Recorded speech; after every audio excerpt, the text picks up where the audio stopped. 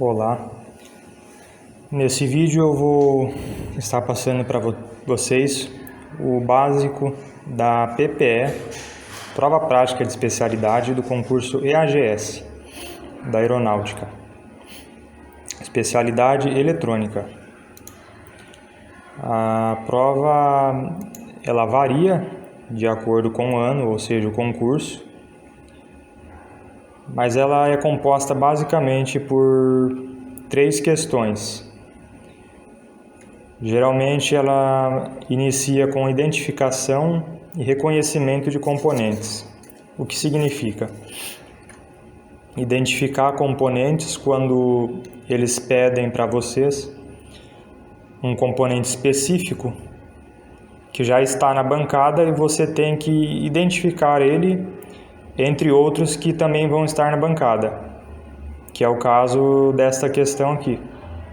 Essa figura foi retirada de uma prova prática da especialidade, que inclusive eu vou estar tentando disponibilizar para vocês os arquivos das provas anteriores, algumas, né? Então nessa questão aqui é pedido um capacitor eletrolítico, um resistor, dois resistores e um transistor. Então todos esses componentes estavam na bancada. O que era necessário?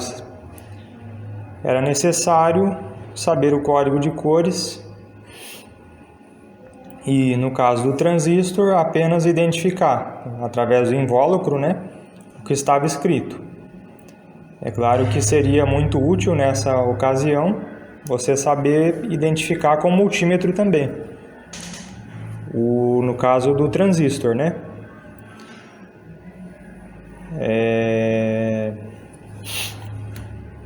Agora eles podem também pedir para você reconhecer componentes, que é a situação desse circuito aqui, onde já estava montado o circuito e eles deram esta figura aqui, onde você consegue reconhecer, tendo como referência os terminais UCIs, você pode reconhecer qual que é o componente que está ali. Por exemplo, o capacitor C1. O capacitor C1, eu consigo ver ali pela figura que um terminal dele está ligado no pino 1, de um CI 555, e o outro terminal do capacitor C1 está ligado no pino 2 e no pino 6 do CI 1, que é o 555, conforme eu posso ver aqui nessa figura. Então, a partir do momento que você identificou o capacitor C1, você vai visualizar o código dele. No caso, se é um capacitor de poliéster, de um capacitor cerâmico, ou se for no caso de um capacitor eletrolítico, no próprio invólucro dele vai estar escrito a capacitância, a tensão. Você vai pegar essas informações e passar para a folha, segundo o tópico, segundo o que está pedindo ali no item. Você vai identificar a posição do componente e passar toda a numeração dele por completo. No caso de ser um circuito integrado, você vai passar a numeração completa. Se você viu lá um circuito integrado 741, você vai pôr todo o código que está escrito lá. Você vai pôr, por exemplo, UA741CN, que é um CI aí bem comumente aí utilizado em circuitos, né? Esse código. Você não vai pôr que é um CI 741 apenas. Você vai pôr a numeração completa dele. UA741CN. Código completo, toda a informação do componente que você tem disponível. Aqui tem mais uma figura, né, uma imagem que eu tirei de prova prática, onde foi pedido, né, um resistor, um capacitor, um diodo, um regulador de tensão. Agora, segundo item que costuma ser cobrado na prova prática, costuma não é cobrado, né? Que é a medições elétricas e análise do circuito. A medição elétrica ela é composta por medição com multímetro e osciloscópio. Então, o que é comum? Multímetro pede tensão média. Nesse circuito aqui, com multímetro apenas, foi pedido tensão de base, tensão no coletor, tensão no emissor e a tensão entre a base e o emissor. Para todas essas medidas eu vou colocar a ponteira preta do meu multímetro na minha referência e para cada medição vou colocar a ponteira vermelha no local correspondente ao que se pede. Aqui, nesse caso, pediu tensão entre a base e o emissor. Então, atentar a esse detalhe, tensão entre a base e o emissor. Então, eu vou colocar a minha ponteira vermelha na base e a ponteira preta no emissor, nessa ordem. Agora, com o osciloscópio. Nesse circuito aqui, o que é pedido? Frequência do sinal de saída, tensão do sinal de saída, tensão média na saída com multímetro, ciclo de trabalho com o osciloscópio. Eles podem permitir que você calcule na hora o ciclo de trabalho, tendo ali o tempo do período que a tensão fica no nível lógico alto e o período total, você consegue calcular o ciclo de trabalho do sinal de saída. Para esse outro circuito, tensão de pico de saída, ainda com osciloscópio, né? Período do sinal de saída, tensão do sinal de entrada. No caso, eles queriam com o osciloscópio, então era aceitado tanto a tensão de pico quanto a tensão de pico a pico do sinal de entrada. Por isso você tinha que escrever o valor e logo após se era tensão de pico ou tensão de pico a pico do sinal de entrada. Período do sinal de entrada, unidade em segundos. Tensão de Ripple na carga, também era aceitado tanto tensão de pico quanto tensão de pico a pico. Tensão de Ripple na carga, você tinha que pôr o valor e se era valor de pico ou pico a pico.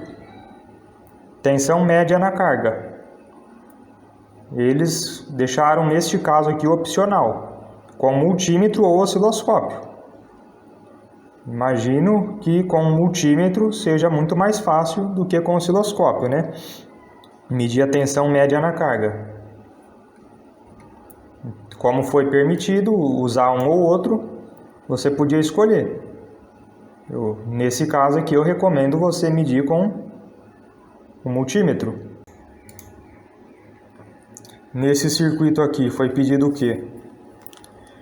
Período do sinal de saída do CI1, tensão de pico negativo no CI3, na saída do CI3, intervalo de tempo entre o pico positivo e o pico negativo na saída do CI3, amplitude de pico a pico do sinal na saída do CI1. O detalhe é que nessa prova aqui também colocaram umas questões de verdadeiro ou falso. Para o mesmo circuito das medições elétricas, onde requer aí um conhecimento teórico, né, do circuito e como que o circuito opera. E eu já coloquei aqui a correção, segundo a correção oficial do exercício. Agora a montagem do circuito na protoboard. Vão te dar um protoboard, os componentes, um conjunto de componentes, Inclusive, se eu não me engano, vem componente a mais, ou seja, você não vai utilizar todos os componentes. Você vai procurar o componente ali, entre aqueles que eles disponibilizarem na bancada, e vai montar o circuito. Está observando as instruções aqui, como até mesmo a cor do fio, da fonte e do osciloscópio. O detalhe é que eles não, nesse caso aqui, não pediram para conectar no osciloscópio, mas simplesmente conectar um fio que representasse a conexão do osciloscópio. Teve uma questão aqui que, além da montagem, né, pediram para identificar aqui um transistor. Então aqui eu imagino que provavelmente colocaram um transistor NPN e um PNP na bancada e você tinha que identificar ali qual que era o transistor NPN. Eu não tenho certeza, mas eu imagino que foi isso que foi pedido nesse exercício aqui. E aí você tinha que posicionar apenas um circuito. Então a gente percebe que a prova ela varia de um concurso para outro, né? Ela tem algumas modificações.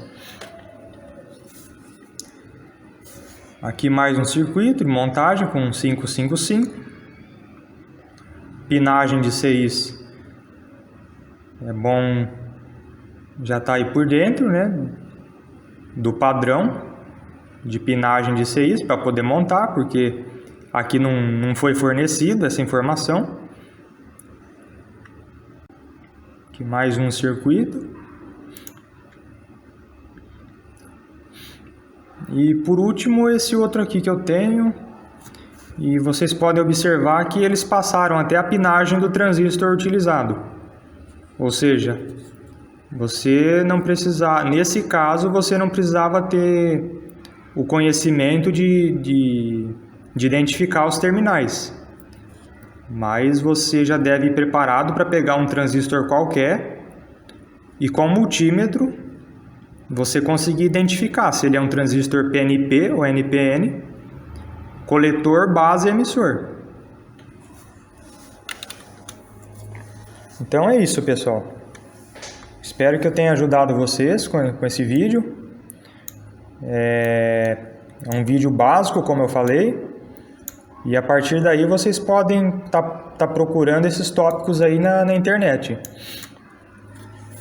para que vocês tenham aí um bom desempenho aí na prova prática.